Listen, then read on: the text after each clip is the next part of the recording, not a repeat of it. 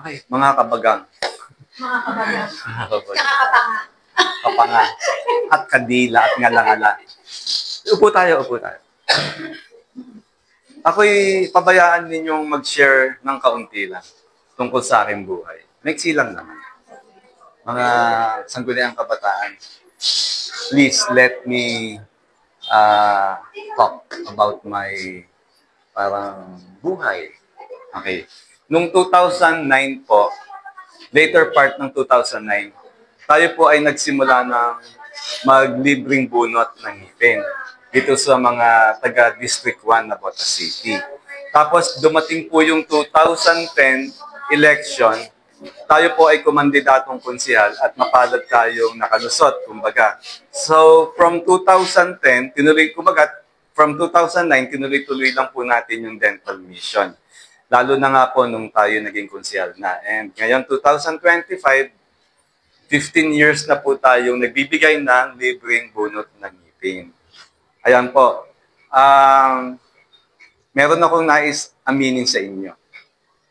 Sa nakalipas po na 15 taong pagbibigay ng dental mission, libreng bunot, ako po ay may sariling agenda. Iniisip ko, kumbaga, kapag ako ay kakandidato, sure win.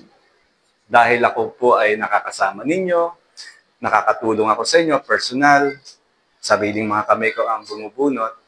Kumbaga, meron akong plano na pangsariling kapakanan ko. Ang nais kong sabihin sa inyo ngayon, gusto kong umamin.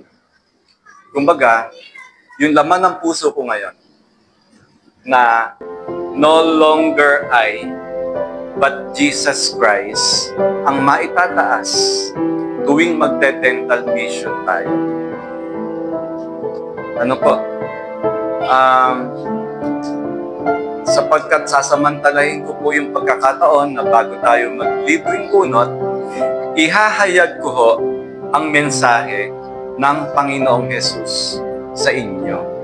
Ayan po yung ating plano. Bakit po? Ba't natin naisip yan? Pasok ka, brother. Sapagkat, unang-una, personally po, nakita ko at kumbaga, nauunawaan yung mensahe ng Panginoong napakaganda. Kumbaga, halimbawa lang, sinasabi ng Panginoon kapag binato ka ng bato, batuhin mo ng tinapay, utos ng, kumbaga, aral ng Panginoon yan. Yung tinapay, wala sa garapon. Masakit yun. Kapag po, alimbawa, sinampal ka sa kanang pisngi, ibigay mo yung kaliwa. Kapag kinuha yung balabal mo, ibigay mo yung gumot mo. Sabi pa ng Panginoon, nung nasa krus na siya, Ama, patawarin mo po sila, hindi po nila nalalaman ang kanilang ginagawa. Okay po ba tayo doon? Yun po yung pumukaw sa aking puso't damdamin at isipan. Yung magagandang aral ng Panginoong Jesus. Kaya ngayon po ako'y nagpapagamit sa Panginoon na ma-share sa inyo ang kanyang mensahe. Ano po yung mensahe ng Panginoon?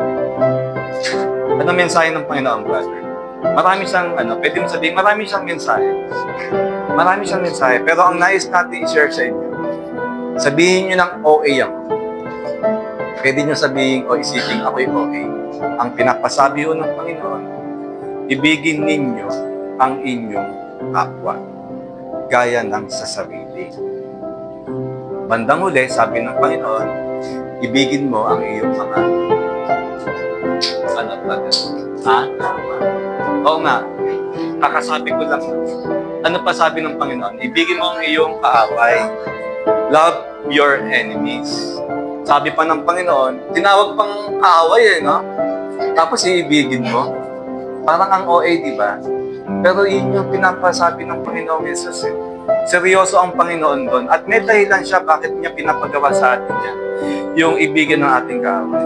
Mamaya sasabihin ko sa inyo, paalala niyo lang para malimutan ko. Napakahalaga sa buhay natin. Yung sinasabi ng Panginoon, ibigin natin ang ating kaaway. Ano pa sabi ng Panginoon? Do good to them that hates you. Sabi pa ng Panginoon, Biro mo yung taong nagagalit na sa'yo, gagawa mo pa ng kabutihan. Saan ka nakakita ng ganyang katuruan? Bakit ka hindi hahanga kung papasok lang at magre-rema sa puso natin yung mga sinasabi ng Panginoon? Ano pa? Ipagdasal mo yung mga taong halimbawa umuusik sa'yo o sumusumpa sa'yo, panalangin mo siya. Yan ang sinasabi ng Panginoon. Sabi pa ng Panginoon, kasi kung ikaw ay umiibig sa kapwa, tunay na pag-iibig, magkakaroon ka ng habag sa Kanya. Tawag sa English, deep compassion. Kapag ikaw ay tunay na nagmamahal, magkakaroon ka ng habag sa kapwa mo. Halimbawa lang, meron tayo nakitang, matanda na payat na po, naglalakad sa daan, wala na yung pamilya, iniwan na siya ng pamilya niya. Halimbawa, 70 years old, halimbawa, sabihin na natin babae, kumbaga lola, hindi na halos naliligaw kasi wala naman sariling bahay, homeless, kumbaga, mahirap ang buhay nila. Kung ikaw ay may pag-ibig sa kapwa at meron kang pagkahabag, iaangat mo yung daliri mo. Opo, babangon ka sa pagkakahiga mo, kaya tatayo ka sa pagkakaupo mo. Tutulungan mo yung matanda na yun. Kung kinakailangan maglabas ka ng kapera-pera mo na lang, halimbawa ka 20 pesos mo na lang, 20 pesos mo na lang, ibibili mo siya ng tubig dahil baka nauuhaw, ibibili mo siya ng tinapay, baka hindi pa nakain, baka hindi pa nag-almusal. Kapera-pera mo na lang, i-share mo pa sapagkat nakita mo sa oras na yun, na yung tao na nakita mo na sa oras na yon ay nangangailangan ng tulong mismo sa oras na yon at ikaw ay pwede pang magantay ng isang araw o dalawa bago kailanganin yung pera. Hindi po kinakailangan mayaman tayo para tayo'y maging pagpapala sa kapwa natin. Ngayon, kung meron tayong pag-ibig sa kapwa, kakambal niyan ay meron tayo pagkahabag sa kapwa. Kapag meron tayong dalawa na yan, yung pangatlo, yung sinasabi ko kanina, magiging generous tayo. Maglalabas ka ng pera o kaya ng iyong resources. Kung may tinapay ka sa bahay, mag-e-effort ka, uwi ka sa bahay mo. Magmamadali kang umuwi at hahabulin mo pa yung taong nangangailangan ng tulong. Ayan po yung pinapasabi ng Panginoon. Kakambal ng meron tayong pagkahabag, meron tayong pakialam sa kapwa. Kakambal ng meron tayong pag-ibig at pagkahabag, meron tayong malasakit sa kapwa. Hindi kinakailangan na kamag-anak lang yung ating mahal. Kasi sabi ng Panginoon, kahit ang mga magnanakaw, umiibig din. Ano yun? Kung ang iibigin mo lang yung umiibig sa'yo. Ano yun? Anong difference? What makes a difference? Kung ang iibigin mo lang yung umiibig sa'yo. Ngayon, kapag nagawa mo na yung tatlo, kapag meron kang pag-ibig, pagkahabag, kung meron kang generosity sa kapwa, yung pang-apat, napakahalaga. Magkakaroon kayo ng kaligayahan sa puso ninyo. Yung kaligayahang hindi ibinibigay ng mundo. Bagkus yung kaligayahang binibigay ng Panginoong Hesus. Yung tunay na kaligayahan. Hindi kinakailangan yung mga material things lang ang magpapaligaya sa atin. Ngayon, ang nais nating sabihin, kasi ang joy sa Tagalog, kaligayahan, yung joy po sa puso natin, sobrang kailangan natin yan. Sapagkat kapag wala tayong joy o kaligayahan sa puso natin, madali kayo maiirita. Konting kibot ng jowa mo, natapato ka na. Pero kung ikaw ay masaya, kumbaga, iniinis ka na ng jowa mo, hindi ka papaapekto. Kumbaga, matutuwa ka pa. Kasi ang cute ng jowa mo, ang galing makinis. Ayun po, so mahalaga, meron tayo joy o kaligayahan sa puso natin. Ngayon, nais kong sabihin sa inyo, ito baka kasi makalimutan ko. Mahalaga may pag-ibig tayo sa kapwa. Bakit? Sa palagay niyo. Kasi yun yung utos ng Panginoon. Bukod dyan, kaya niya inuutos yung pag-ibig sa kapwa. Pag wala tayong pag-ibig sa kapwa, hindi ko kayo tinatakot. Hindi kayo magle-level up. Ang espiritu nyo maiiwan. Meron tayong espiritu, may kaluluwa tayo. Yung kaluluwa na hindi apektado ng space and time. Baka hindi nyo pa nadidinig yan. Gusto kong buksan ng isip nyo. Pag may pag-ibig tayo sa kapwa, mag-level up tayo. Yung realm, yung katotohanan, yung bagay na hindi natin nakikita, ayun yung totoo. Yung mga bagay na nakikita natin dyan, pangsamantala lang yan. At kasama sa mga bagay na hindi nakikita, yung pag wala na yung patawang lupa natin, yung kaluluwa. Kung tawagin natin sa Tagalog, hindi tataas ang kaluluwa pag wala tayong pag-ibig sa kapwa natin. Maiiwan yung kaluluwa natin. At pagkus baka mas malala pa sa maiiwan lang dito sa mundo. Mahalagang mahalaga. Kaya tinuturo ng Panginoon yung pag-ibig sa kapwa. Kailangan natin yan para umangat tayo ng, kumbaga, kung tawagin nila yung New Jerusalem. Yung New Jerusalem, o kaya sinasabing heaven. Mahalagang mahalaga. Sana huwag niyong kalimutan. Huwag niyong baliwalain yung pag-ibig sa kapwa. Kailangan natin yan. Kailangan natin. Hindi dahil sa pinapahirapan lang tayo ng Panginoong Jesus sa pagsunod sa mga sinasabing patas o kautusan. Hindi yun yung layunin ng Panginoon. Ito, mga SK, German, gusto kong sabihin sa inyo, lahat kayo, kasama ng buwan. Meron tayong inner Christ. Kung tawagin sa ibang bansa, inner Christos. Nasa puso natin, brother. Meron ka na. May inner Christ ka. Hindi kita matuturo. Sorry. Mahirap na. May inner Christ tayo. Ano po yung inner Christ natin? Meron tayong pag-ibig sa puso natin. Meron tayong pagkahabag sa puso natin. Meron tayong, kumbaga, pakialam, malasakit sa puso natin. Meron tayong generosity sa puso natin, sa pagkatao natin.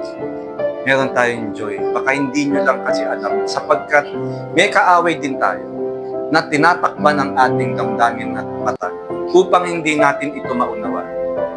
Para mabaliwala yung Kristo sa puso natin. Kaya ako'y naniniwala, sure na sure ako, 100% marunong kayo umibig sa kapwa ninyo. Ako'y naniniwala, marunong kayong mahabag sa kapwa ninyo. Alam niyo yun? Hindi nyo napansin?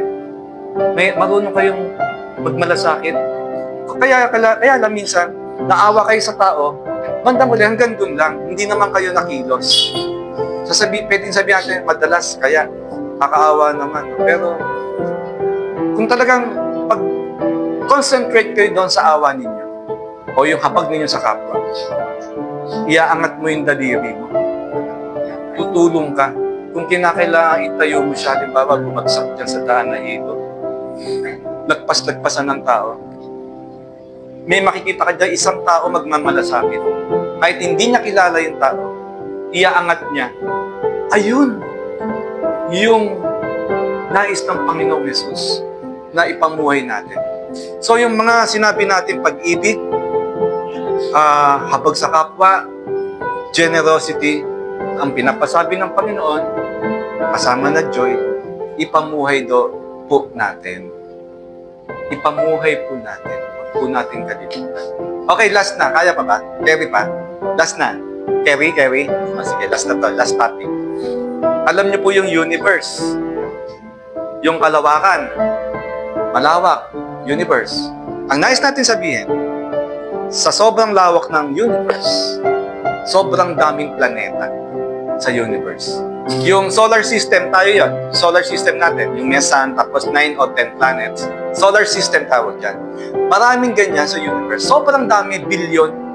Sobrang lawak kasi. Ang gusto natin sabihin, sobrang daming planeta na napakayaman. Maraming planetang punong-puno ng ginto. Maraming planetang punong-puno ng diamond, mga precious stones, precious metals. Ang nais natin sabihin, kung sino man ang gumawa sa universe, kung sino man o ano man siya, napakayaman niya yung gumawa sa universe. Ang nais natin sabihin, yung gumawa sa universe, sobrang galante niya. Ginawa niya ang universe kasama na ang planet Earth, tsaka yung taong nakatira sa planet Earth, out of love. natural sa Kanya yung pag-ibig. Okay, ang nais nating ipunto, imposibleng hindi kayo pagpalain nung gumawa sa mundo. Sabi sa Bible, for God so loved the world that He gave His only begotten Son. Kung yung sarili niyang anak, ibinigay niya sa atin, gano'n na lang ibigay niya yung mga naisin ng ating puso. Sabihin na natin material things. Kaya lang, kailangan sabihin ng ating bibig yung nilalaman ng ating puso. Sabihin na natin in the form of prayer. Kung mananalangin tayo, dapat naniniwala tayong ipagkakaloob sa atin ng may kapal yung naisin ng ating puso. Pero hindi ko naman iniisip na ipanalangin yung tumama kayo sa loto. Hindi naman po yun. O kaya manalo kayo sa palpak. Hindi naman po yun yung iniisip ko. Ang sinasabi natin, yung mga basic po, halimbawa yung kakainin natin sa araw-araw. Baka mamaya, di ba? O kaya kung may sabungero dito, sana panaluin ako ngayon. Hindi po yun yung iniisip ko. Halimbawa, yung malayo tayo sa aksidente, kapahamakan tuwing tayo lalabas ng ating tahanan, makabalik po tayo ng matiwasay sa bahay natin. Yung po mga ganon. Tapos, syempre, yung pambayad natin sa Meralco, sa Maynila, yung mga basic, yung mga needs. Pero yung mga wants, hindi ko iniisip yon yung iPhone 16 man. Hindi ko iniisip na yun yung pagdasal natin. Mukhang wants na yon kaysa needs naman. Ayun lamang po, and to God be all the glory. I speak blessing sa inyo. I speak good health sa inyo. I speak masayang buhay sa inyo. Kasi karapat-dapat na tayo ay maging maligaya. Dahil meron tayong community na nagmamahal at may pakialam sa kapwa. At kung magkagayon, mula sa Navotas City, kakalat po ang pag-ibig sa sa buong bansa. Kung lahat tayo magkaroon ng pakialam, pagmamahal sa kapwa. Mula sa, sabihin natin sa Sipak, lilipat yung pag-ibig sa San Jose, sa Navotas West, sa buong Navotas City, at sa buong Pilipinas, at sa gayon sa buong mundo. Merong pag-ibig sa kapwa. At sa gayon, ang mundo ay mas kaaya-aya, tirhan ng mga tao. Yun lamang, mga kapagang, sana po huwag sumakit mga ngipin. Yun pa. To God be all the glory. To God be all the glory. Palakpakan natin ang Panginoon. Okay.